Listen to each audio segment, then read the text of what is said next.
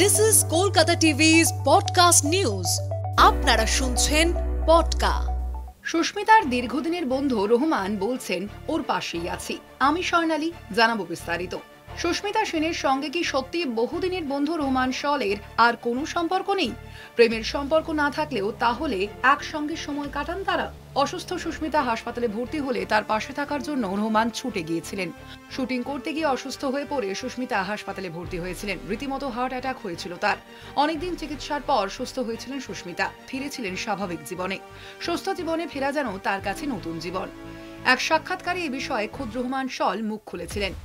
বছর 3 আগে বিচ্ছেদ হয়েছিল বিশ্বসুন্দরীর সঙ্গে রোহমানের। তারপর সম্প্রতি একটি অনুষ্ঠানে দুজনকে একসঙ্গে দেখা গিয়েছে, আর সেই জন্য নতুন জল্পনা দানা বেঁধেছে। সুস্মিতার দীর্ঘদিনের বন্ধু রোহমান বলছেন ওর পাশেই আছি।